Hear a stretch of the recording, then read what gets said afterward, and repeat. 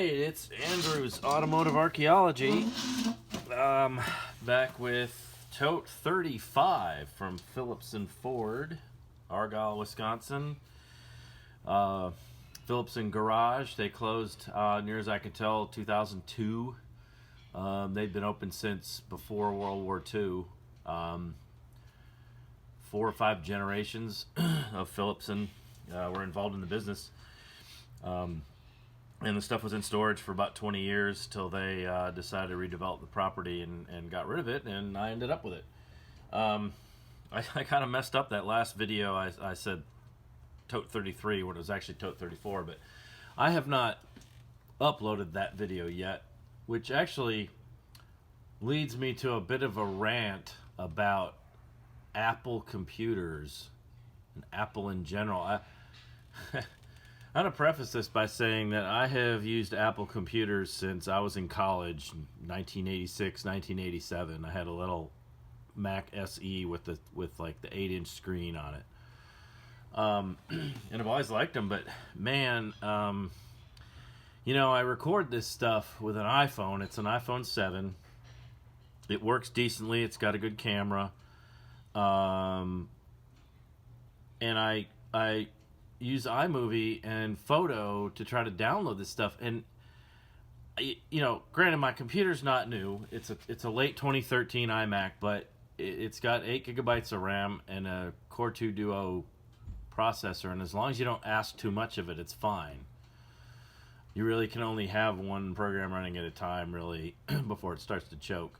But the photo software and the iMovie software are just bloated and ridiculous. I can't do anything with the photo software to download these videos. It's a pain. It's a pain to try to get that thing to work. The most efficient way, and this is very ironic, the most efficient way I have found is to use a PC. Because Apple likes to do these games where, well, we're going to make this convoluted system, you know, you have to use iTunes, and you gotta sync your stuff, and you can't just, you gotta go through this convoluted process. In a PC, I can plug my iPhone into my Dell Latitude G7 laptop, and it pops up as a hard drive, and I can just copy whatever photos off onto a thumb drive and go right to the Apple computer, and it takes literally less than 10% of the time of using Apple software does. It's ridiculous. But anyway, rant off. Let's get to the Tote. What is this? Oh, it's a filter kit. Okay, so it's a filter, transmission filter, General Motors TH350. Pretty common transmission, but I can tell you that part is worthless. Filters of any kind, just don't. I'm not going to be able to sell them. Looks like I've got a lot of envelopes and stuff in here. There's some transmission parts. It's a plate. Stuff like this, I'll just throw in a big lot, as usual. Thrust washers, oil seals, lots of transmission parts, retainer, empty bag, oil seal, D5ZZ, that's something for a 75 Mustang, I don't know what that is. Retaining ring, all that's gonna go. There's some more transmission parts, spline plates, those will go in a lot. Here's some more. This stuff usually does pretty well in a lot. It's hard to sell on its own. Another empty bag. Stuff's hard to sell on its own, but in a lot, transmission parts usually do pretty well. Worth it. Ring. Steering gear, housing gasket. Another ring. A lot of small stuff piled on top here, but now I'm starting to see some manuals underneath. Key. Oh, okay. Yeah, all this stuff is Miscellaneous steering gear service parts. Yeah, so steering and transmission stuff. Yeah, I forgot to get a box again. What do you know?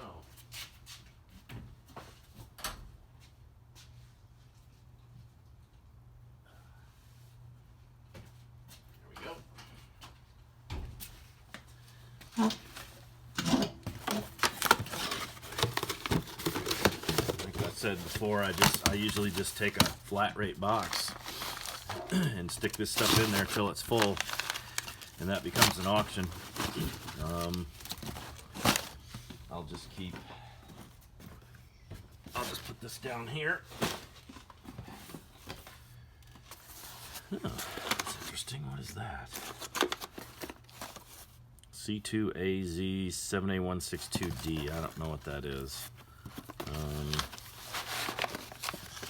Oh, it's a transmission band, so there's more transmission parts.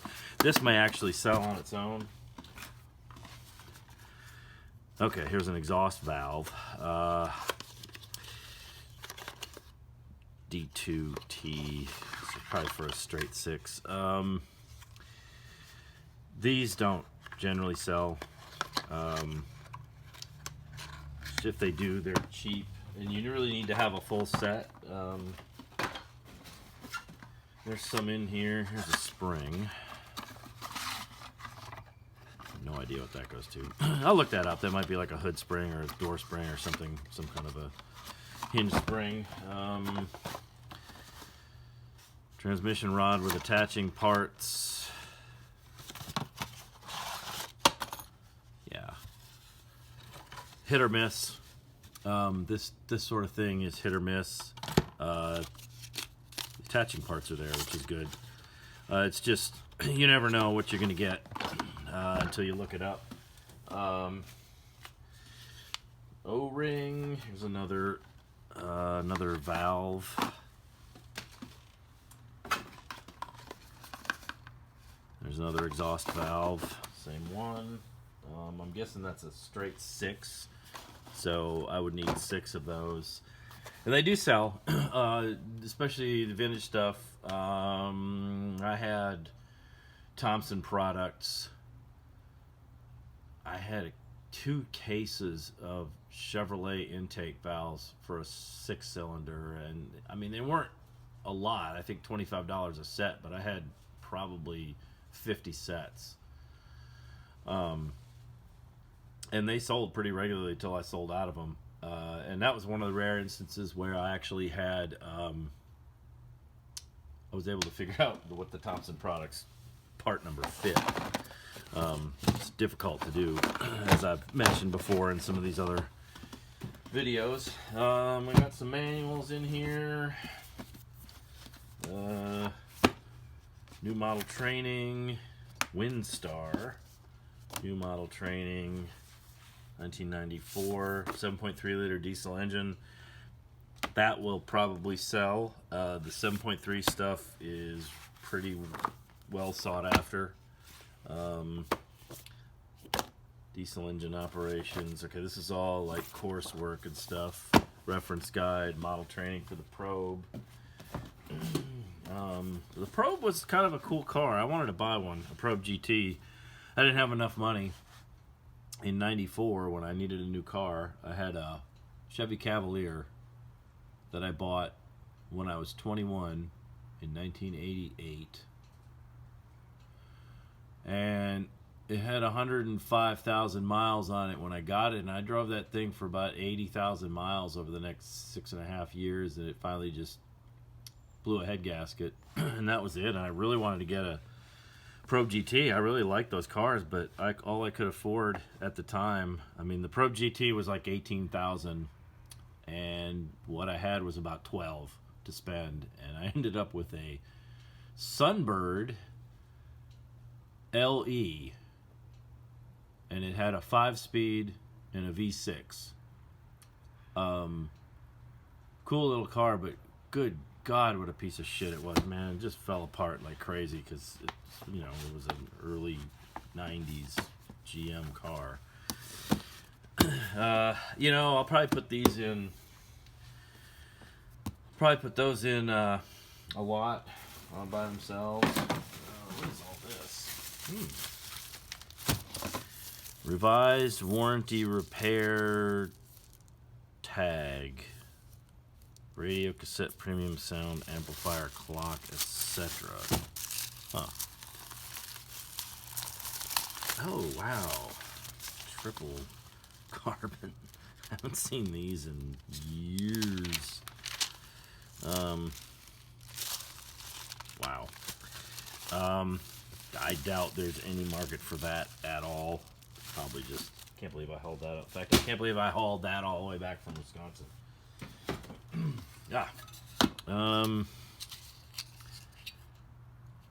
C60Z, so these are hit or miss depending on what they go to, engine fan. Sometimes I can get a bunch for them, sometimes nothing. That'll go, that's a oil seal. That'll go in box lot. A crab style distributor cap. That's pretty cool. What does that fit? Oh, of course. The tab with the part number on it is not anywhere to be seen.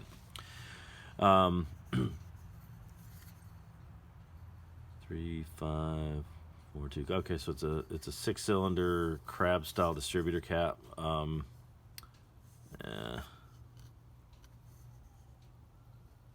Yeah, it looks like it's okay.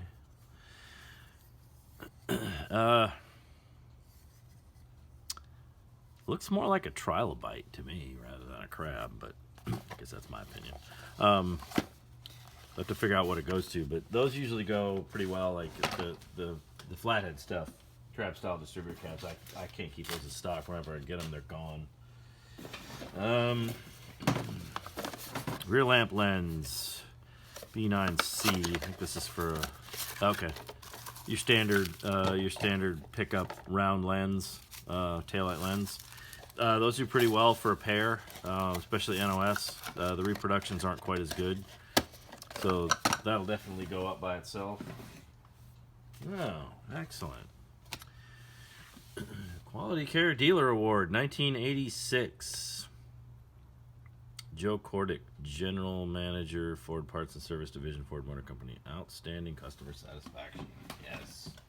Satisfied customer. Oh, and 1985 too. There we go.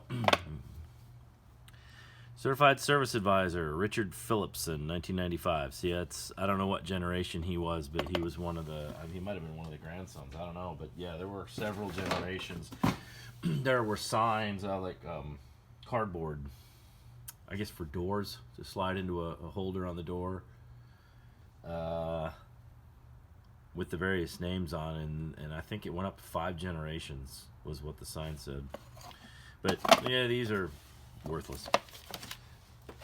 You know what I should do? I should go into like a Ford dealer here in Memphis and sneak one of these on the wall somewhere. That'd be funny to me. Grundig, a bunch of random cords.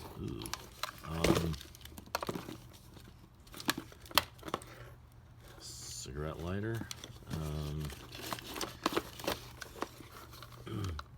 I'll look this up. I'm guessing, yeah, probably not anything. I'll flip through this stuff, but I'm gonna guess that's probably not worth anything. I'll save the box though. Let's see what else we got. A few more. There's some more seals. A little bit of everything. Oh, there's some. Okay. Okay. There's some more stuff. This will go in a box lot. These are seals and stuff. I'll put those in the box lot. Partial gasket set. Well, at least we know it's a partial because it's open. Not even gonna look up what that is. I'm just gonna put that in the box lot with everything else. Here we go. Rear lamp lens sleeve, B7A. So this is for 67. Oh, okay. 67 Galaxy.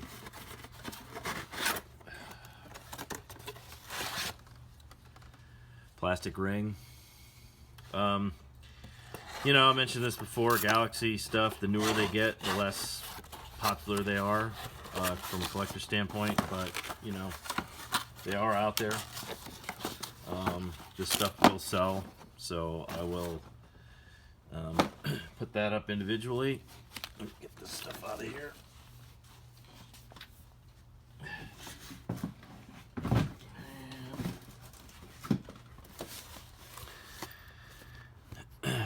And 55 to 57, 223 6-cylinder oil pump. I'll put that up. I think those I usually get $15 to $20 for them. The thing about the 223 6-cylinder is there's just so much out there for it, and you put this up, and really, unless you have a stupid low price, you're just going to get lost in the crowd.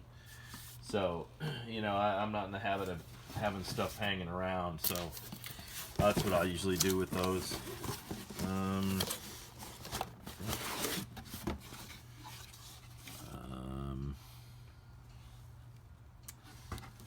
don't know. Obviously made for, boxes made for it. Oh, okay.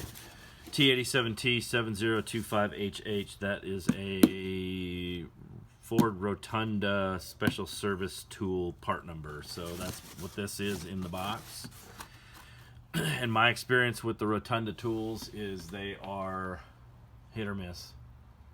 I've had some that I've sold for $1,000, and I've had some that I weren't worth a nickel. So it runs the whole gamut. So I'll look that up. We'll see what I can get for that. I would imagine I could get something for it. D9ZZ, so 79 Mustang. Mustang parts usually do okay. Let me see. Okay, this looks like a flathead oil pump, water pump, sorry, among other things in here. Yep, there we go. I think it's the same side. This would be the last generation of flathead, the 48 to, or the 48 to 53. There's a bunch of stuff in here. 48 to 53, and it's remanufactured. Feels pretty good. Vintage remanufactured. They'll sell. I'll put these up. I usually get 100 to 125 a piece for them. And there's two of them. There's a right and a left. It helps if you have a pair. Oh, mud dauber. Excellent. It helps if you have a pair, but it's not necessary. And this looks like some ignition parts.